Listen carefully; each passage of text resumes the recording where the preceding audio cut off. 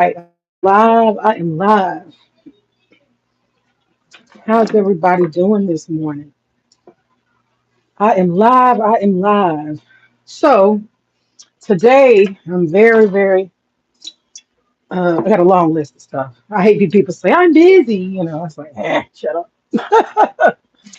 I have a long list of stuff to do. Let me put it that way. I got a whole long list of things to do. So that's what I'm about to get started on. Okay.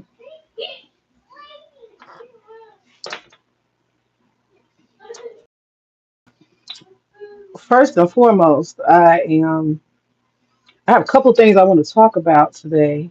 Um, First of all, so it'll be about business. It'll be about business and the internet, kind of. And I caught up with Paul. Had a little chat with Paul. Hadn't talked to him in a while. This right here that you see, this is my what I would call a. Let me see if I can straighten it up so it's a little more visible. Yeah, there we go. This is my family hearth and home abundance altar. That's what it is. Hearth and home abundance altar. So, as I said before, I am an alchemist, and I believe in the power of prayer and positive mindset, also known as mentalism. Now, this is the beauty. This is the beauty. All right. So I'm going to move things around a little bit.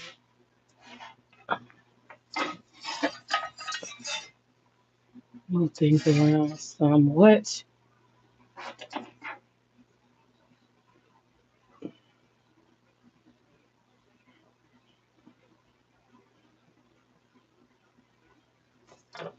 Is it lit well?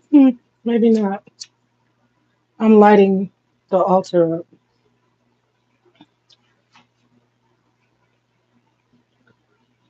That's what I'm doing. I'm lighting the altar up. Hearth and home abundance altar. So I'm an alchemist, and what I do is I believe in the power of prayer. I believe in mentalism. I believe in positive mindset. This is something my husband bought me. I love it. I like it a lot. Hopefully, I got it lit correctly. If not, I have to redo it. But anyway, I have lots and lots. These incenses I love. These are called. Uh, Let me move this so y'all can see.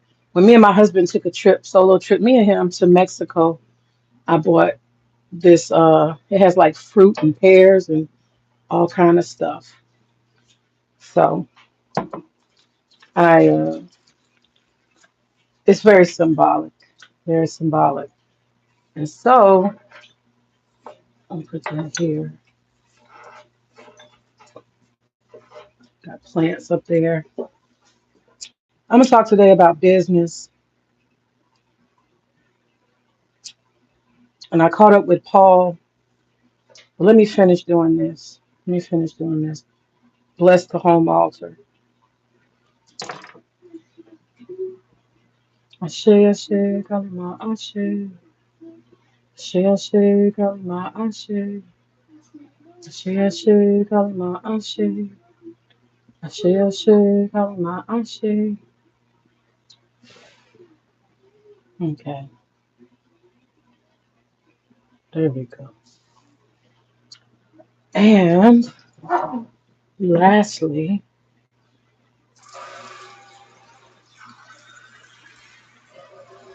let me pour the water. Ashe, ashe, kalima, ashe.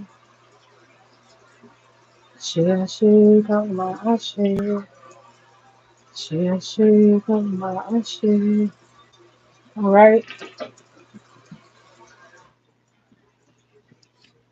I'm gonna have to put that out in a little bit. It's very strong. Oh, it's very strong.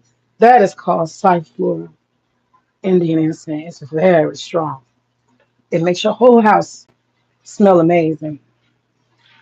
Anyhow, so today I have plenty of stuff to do. I have a very busy schedule, a lot of different things in a lot of different directions. I put on a lot of hats. Um, I have been trying to navigate the sale, the final sale, the end of this property. I am in charge of property management and tenants. We have a tenant at our business. I manage them as well. So I have a lot of hats. People think, oh, you just sit at home all day, baby. I'm managing international property. Managing local property, business property. I'm managing a lot. So I got plenty going on. Trust me. I am much more than a dishwasher. I do a lot of stuff here because it's easy for me to film because I'm kind of stable in the kitchen. You know what I mean? I'm doing it anyway. And I know my first and foremost priority is my daughter and my husband and my home. I like to make money and be productive because I didn't invest in all this education for nothing. You understand? I'm not a fool or a wasteful person. I'm not a fool or a wasteful person. But anyway, so I told y'all last stream about Paul from Pensacola. So, me and Paul, we caught back up again like we normally do periodically. And I, wanted to see how he was doing. And so he is really doing well. And it's funny because he was like, you got me in this mess. I'm like, dude, you called me. Don't even try it. Don't even try it. You called me and asked all them questions. And I thought it was strange. I said, why does this man keep calling my phone, asking me all these questions? Why? Why? He's like, can I talk to you? I was like, all right, cool. And I just want to say, I do fail sometimes. I failed. This was a basil plant. Tried to grow it inside. It failed miserably. I don't know what happened to it. I don't know why. Not my problem. We got to move on. We got to move on. So anyhow, I'm doing my morning kitchen stuff. I'm not going to be here long. I have a couple of things I want to talk about. I had a little shade I got to throw. It probably ain't nobody so it don't even matter. But in terms of business, I have to arrange labor today. We got a pretty big, nice contract, and I gotta do that. Gotta get labor. So I've got to hire 4 men um, to do this work. So that's on my agenda today. Hiring 4 men to do this work. And I tell you one thing, it is so much easier to do temp labor than it was trying to maintain hours for like part-time employees on call and all that type of stuff. It was a lot. It was a lot. Hey Ashley, how are you? Hey, hey. I'm just talking. That's all. Just talking while I'm cleaning. This is the only time I can stream because I be moving and busy doing stuff throughout the day. So this is it. I don't mind streaming while it's just I'm working, but I can't take away from what I got to do to stream. I'll just put it that way. So anyway, um, okay, let me get some of this stuff out the way. I don't know what I want to do with this jar. I guess I'll just put it there. I don't have any flowers. I used to put flowers in it, but it's winter and I'm not buying flowers. I'm not doing it. I'm not doing it. Not buying no flowers during the winter. Flowers are free during the spring. That's when I put the flowers on the altar. If it costs me money, I'm not doing it. I am one of the cheapest, most money efficient people, women you will ever meet. Trust me. And let me say this. I just learned a trick. What you do, I'm gonna just say this, if anybody don't know, I'm a black person and I live in a black middle class neighborhood, right? And there has been an effort to move uh, a lot of the what do you call it supermarkets out of our community. And so um, you know, our grocery stores don't have like overabundance. They just don't because per square mile we don't have a whole lot of grocery stores. They call them food deserts. They say it's strategic. I don't know. I ain't got no conspiracy theory behind it. I just think retailers will make as much money as they can with as few locations as possible, right? So profit purposes. That's what I figured. So anyway, what I started doing was traveling to the whiter part of town. And what I found was that because they have so much abundance and they over order stuff, that they have a lot of sales, like clearance stuff. And I came across it one day and I didn't think nothing of it. I thought, oh, that, wow. Okay, wow. Let me show you. I'll give you an example. And they got bougie stuff on sale. You know what I'm saying? They got bougie stuff on sale. And I'm a little bougie. I ain't gonna lie. I'm a little bougie. I'm gonna show y'all what I'm talking about. I cleaned up, y'all. I wrapped up. Okay, so this is one of the things I like from over there. This is olive. It's kind of like a Mediterranean salad, Middle Eastern.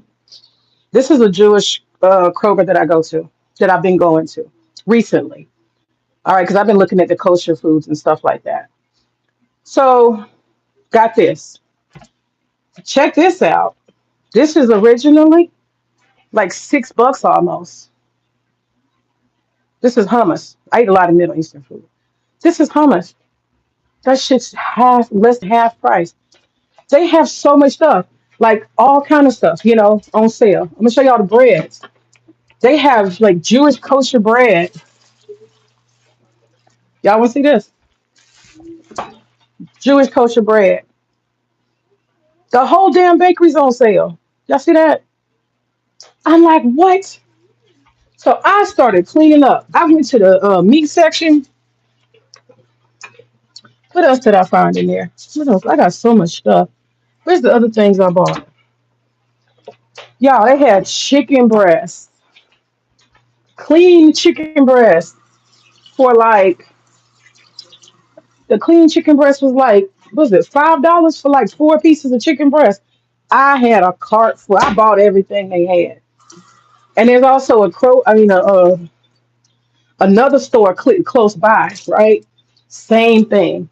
So I said, shoot, I've been shopping in the wrong place. If I go in my own neighborhood, they don't have nothing on discount clearance. And we're talking about chicken. That's something you just freeze. And it wasn't past due. It was getting close to the due date. It was like within, some days of the due date. I was like, man, please. So now I've got a trick.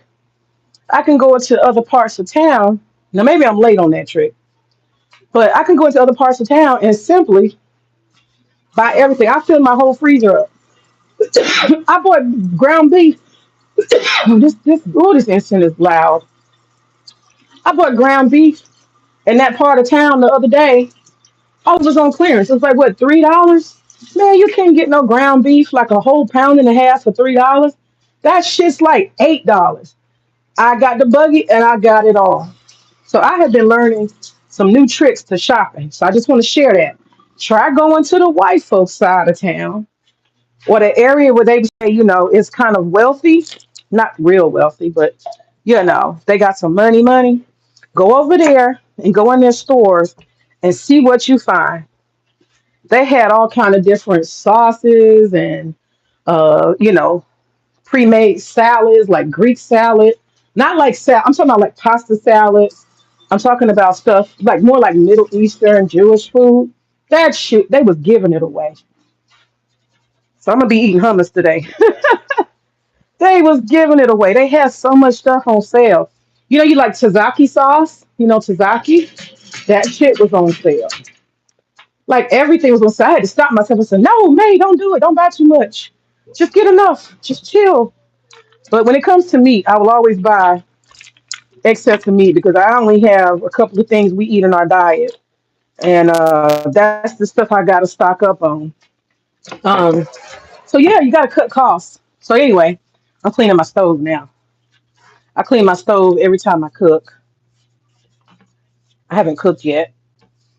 We had cereal this morning. No cooking. But anyway, so I want to talk about business.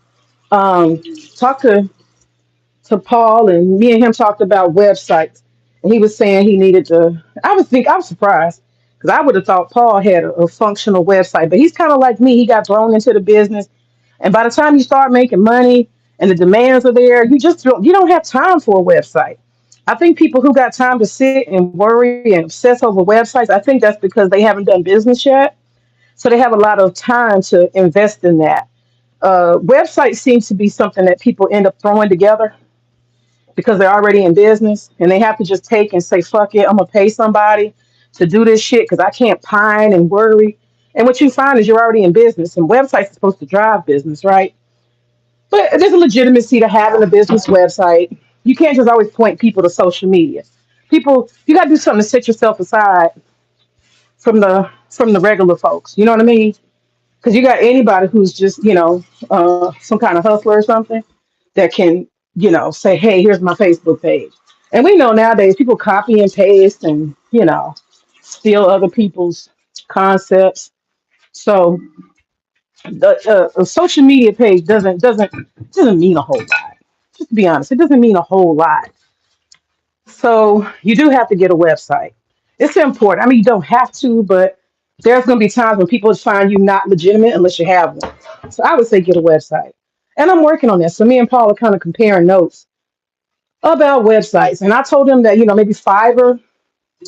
I already tried to build a website, had one with software for a whole year, paid $70, $80 a month for it. And nobody went. Customers just called me anyway. I was like, why the hell did I just keep paying for this? And nobody's using it. I had a checkout built in. I had an inventory. It had a lot for that software, but nobody fucking used it.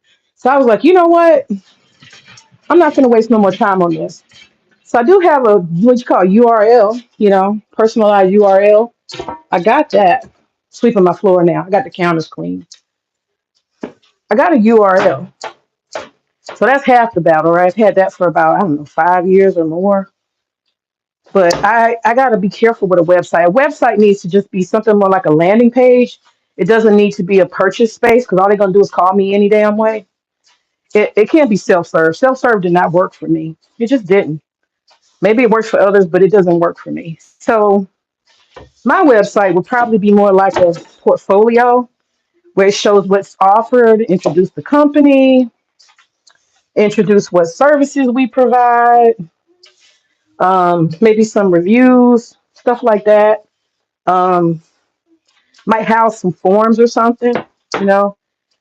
Sometimes people require you to have, insurance, which we have. You got to have business insurance, um, stuff like that. I might house like some videos, maybe. The guy told me that the videos would slow down the damn website, which I found disappointing. But maybe I can do some links, to YouTube or something or some website, some social media site. I can put a button and do links. For example, when you rent out catering equipment, how do you light, you know, your how do you light the the warming, the warming warming containers? How do you do that? How soon should you do that? How long do they last? More like how to stuff, I'm trying to think of what else other how to stuff. Even just like linens. Sometimes people rent linens and they don't know how to put. I had a lady one time. She called me. She was like, "I had tablecloths, but they didn't fit right." I was like, "What?" She didn't know that the tablecloths were what you call round edge. She's like, "You sent me circular tablecloth." I said, "No, ma'am. All you got to do is put it on like this." She was like, "Oh my God, I didn't know." She had them tablecloths looking crazy. Cause see, I don't put on stuff. You got to pay me for that. I'll deliver it. That's it. All right, now it's time to steam the floor, and then I'll mop the floor. So anyway, one of the things that I find funny. So today I got to find labor. I just ordered some more inventory. Y'all, I keep saying that we are not expanding. We are not expanding. Now, stuff like linens you have to buy, right? Tablecloths and stuff you have to buy. Some decorative elements you have to buy, right? But when it comes to adding whole new genres of rentals, I am not trying to do it. I added a whole bunch of stuff this past summer. Instead of me taking my ass on vacations and having fun and splurging and wasting money, instead of doing that, we invested thousands. into some new inventory, which basically cost me a whole new storage space outside of the warehouse. So you see how that goes. You keep on expanding, you keep on buying shit. Eventually, you're gonna have to get bigger. And my goal is to keep this company small enough. Okay, keep it small enough that I can make the garden and my home life and my child and my husband my focal point. That is my goal. I don't want the business to grow to a point where I have to start hiring people and doing all this extra shit. I am 46. I am not no spring chicken. I'm not trying to work hard. I'm retired. Okay. I am retired from teaching. I am a retired person. And retired don't mean sit around like a piece of shit and do nothing all day. That's not what retirement means. Retirement means that you have fulfilled your most necessary self obligations. You've met all your basic goals, having a home and all the other things that you want, for the most part. And at that point, you got most all of it paid for. You're out of debt, and you just trying to live your best life day to day, doing what you want to do. That's how I see retirement. Doing what you want to do on your own terms, not having to be beholden or checking in and being on that hamster wheel. I ain't never gonna be on the hamster wheel. I was on the hamster wheel, shoot, 20 damn years. I ain't been, not above it. Work is work. Whether you work for yourself or somebody else, I'm not above it. But I think you can earn yourself the opportunity to be self-employed and to control more of your time. I think you can earn that. And I have done that. But it's my job to police it. Only I can make myself stressed out again. Only I can put myself in a situation where I don't have time. Only I can do that. So that's what I'm doing here. I'm clock watching myself. I'm not about to do too much. Y'all understand? I'm not about to do too much. So what I'm trying to do is work smart, not hard. So what does that mean? That means that I have to get clients that are at a certain price point. That means when they call me, they're spending a certain amount of money. So I have sales goals based around that. So I have to network better. I have to deal with institutions and people who are connected to institutions that can offer me clients that have a nice price point. They spend money consistently. And then I can become their vendor, their go-to person. And then when you're doing that, you still got to make sure you're not stepping on other people's feet. Just because I decorate don't mean I get to go in and try to sell decorating. Got to stay in my lane. There may be somebody I can network with, and they don't need to try to compete with me for decorating or some other service. You see what I'm saying? I learned to stay in my lane. Don't be greedy. I've seen people do that. They're a caterer and they happen to be a decorator too, and they try to approach the client thinking, I'm gonna get all the money. I want to be your decorator and your caterer.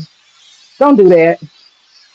If they hired you to be a decorator, stay in that lane because your other people who are doing business, they're watching you, and if they realize that if you come on board, that you're trying to clean up and you're trying to get everything, like you want all the business for yourself, because there are people who got one-stop shops. They got people that do catering, they staff bartending.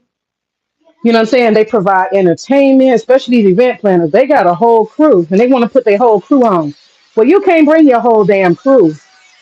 That's how you end up getting out of the loop. Because but you never know. When you try to push that caterer out, that caterer might be essential to that corporation or that institution in a way that you don't know. You got to be careful. Stay in your lane, stay in your lane, stay in your lane. Don't be thirsty. I've seen people be thirsty and they end up with no opportunities. Don't be thirsty. So anyway, all right, I got that steamed. This won't be long because I gotta move on and get on the computer. Now I'm gonna water. Now I'm gonna what do you call it? I'm gonna mop. So let me tell y'all something.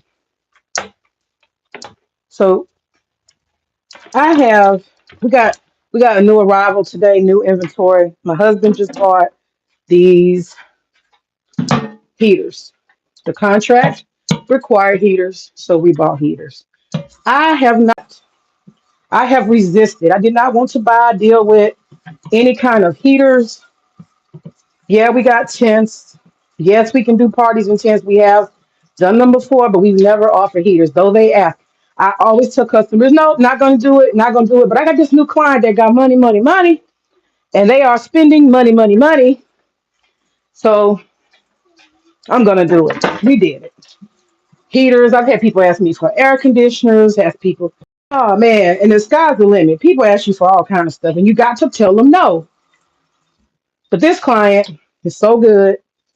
She said, make it happen because I don't want to call anybody else. That's all she had to say. Don't She said, can you make it happen? I don't want to have to call anybody else. That was all she had to say to me. Cause see, when the client tell you something like that, make it happen mean spend what you gotta spend and get me what I need. Don't trouble me.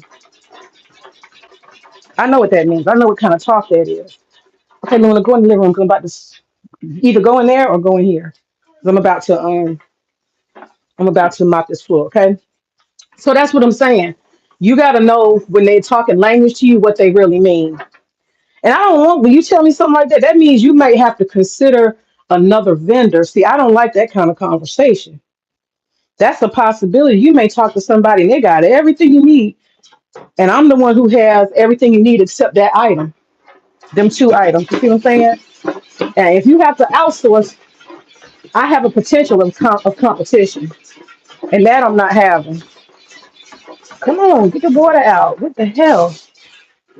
You see what I'm saying? I'm not gonna walk myself into dealing with a competitor. I'm not gonna compete with nobody. When I got a whole straight client on my hand, last thing I'm gonna do is run the client away because I refuse to do what it takes to get the client. Like I said earlier, the client is right.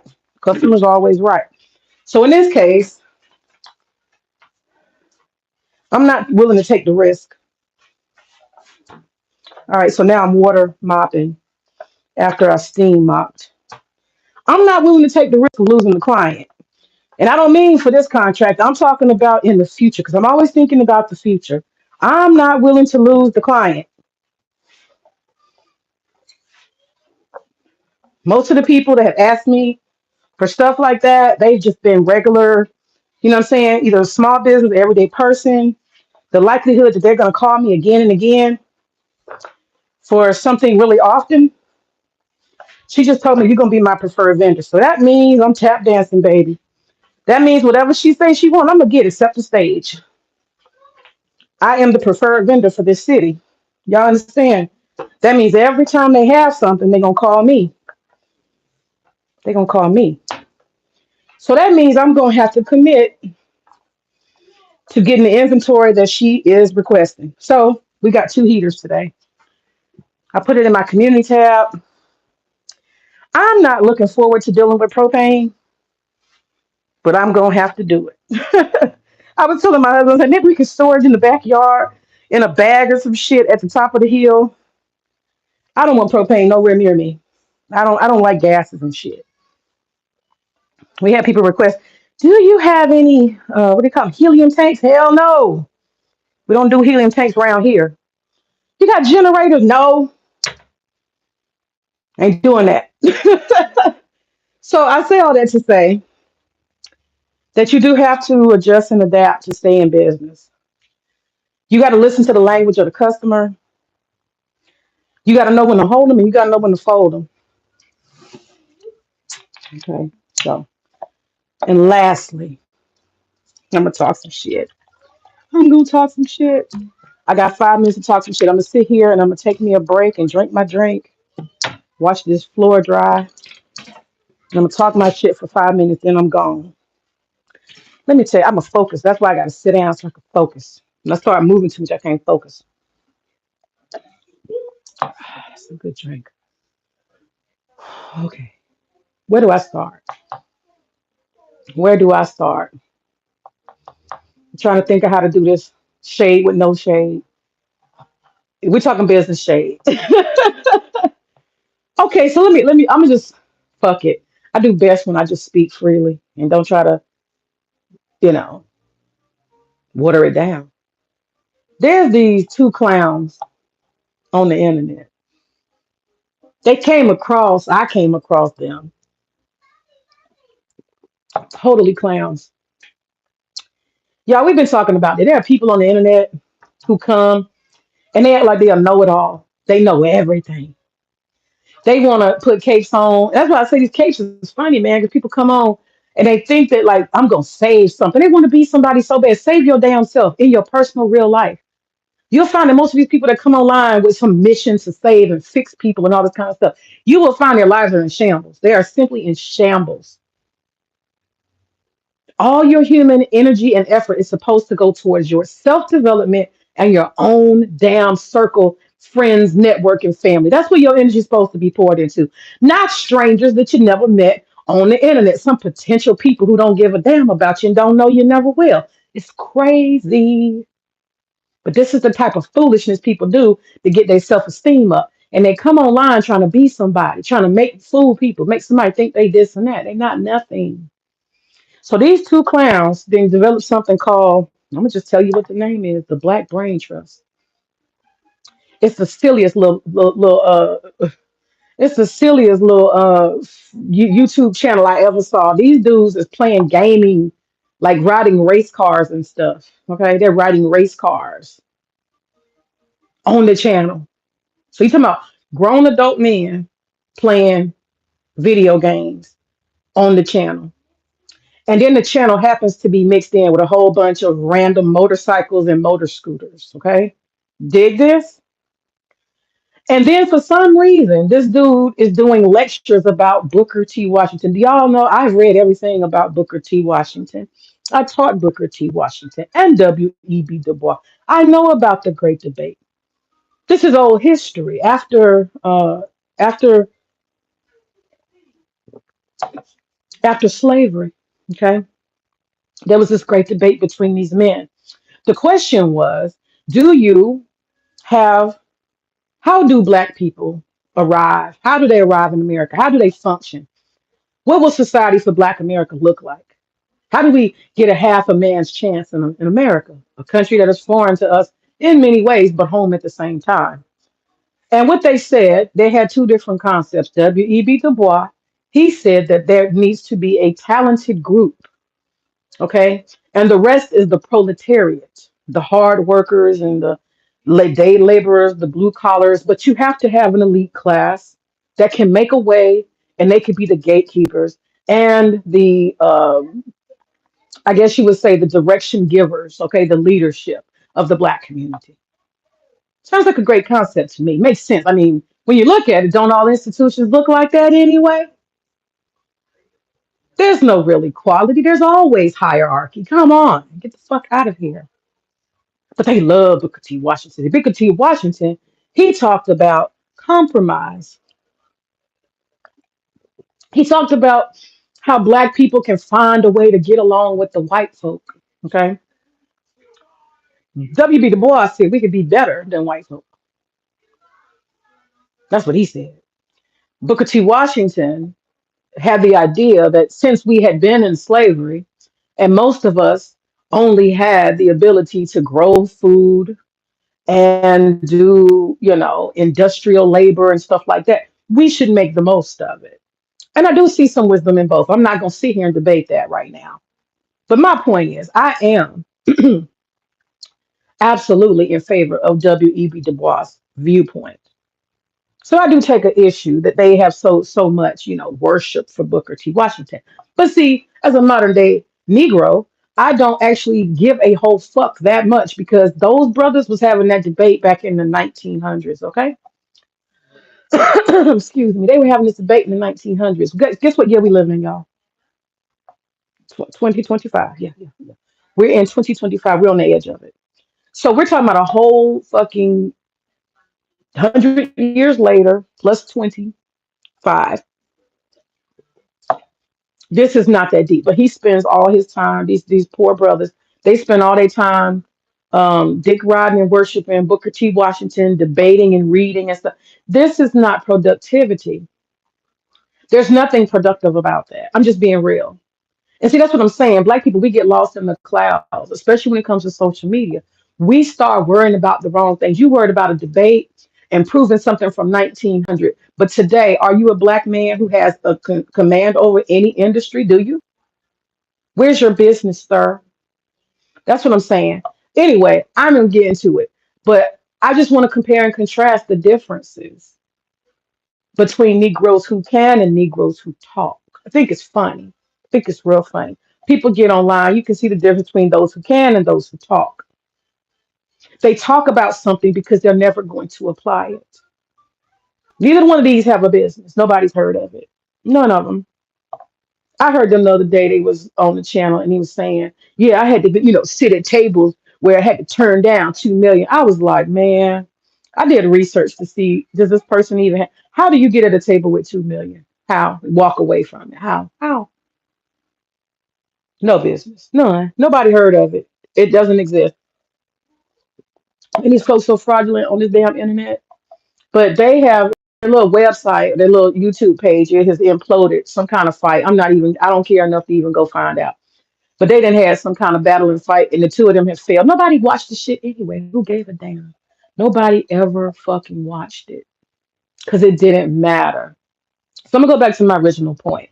What is most important? Is it talking or doing? Here I am as a black woman. I'm putting myself in comparison to these two. These two fools are about my age.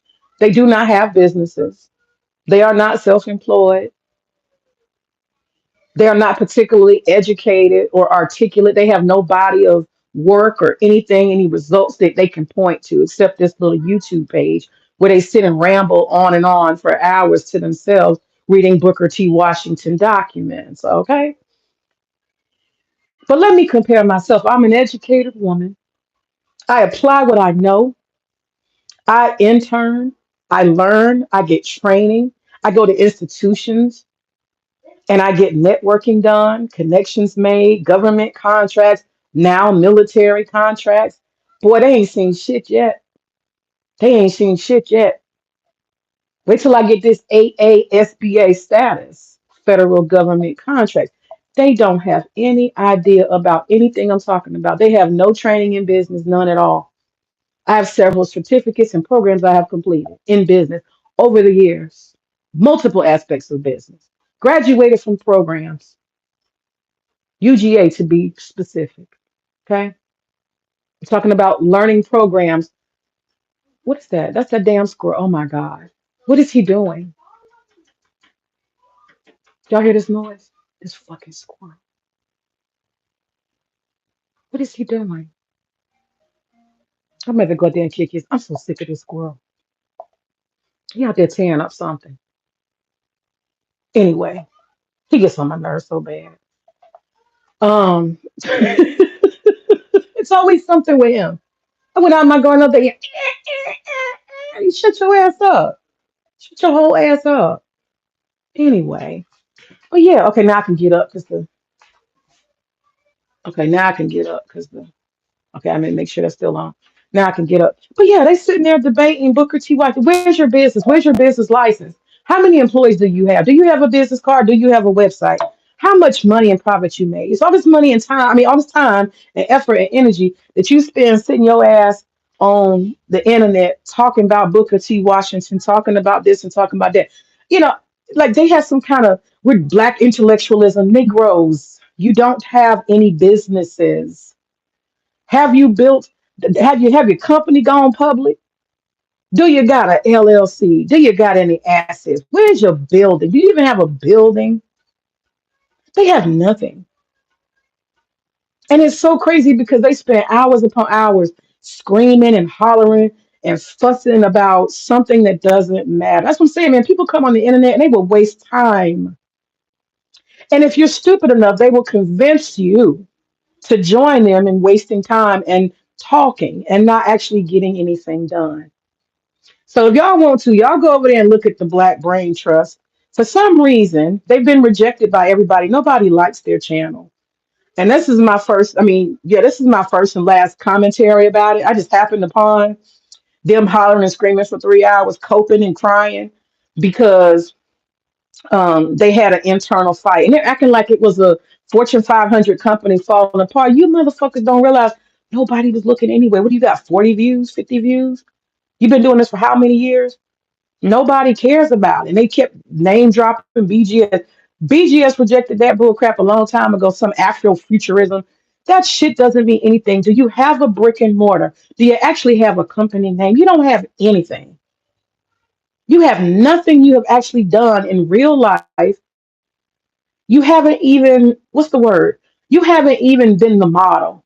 Can you be the model before you get on the high horse and start preaching to black people what they need to do to take over industry and make economic progress? Can you be the model? Can you be the model? That's the question I have. Can you actually shut your mouth and start actually doing and being successful at the shit you say? These people are on the internet, y'all. All they do is cosplay. They cosplay. That's all they do. They cosplay. They cosplay to make themselves feel good. Y'all, okay, I'm walking the ground. I'm walking. I did good. The water, my shoes are sounding crisp and clean across the floor. I'm happy. I'm done with my kitchen. I'm finna end the stream and get on with my day. So that's all I'm gonna say about that. People need to actually do and stop damn talking about it. And I just think it's so funny that nobody just pulls up to them and be like, "Where's the actual brick and mortar building? How many employees do you have? Are you are you a wealthy man? You know what I'm saying? Call their card, man. Call their card. People tired of hearing people talk. They don't know nothing about business. Just love to talk.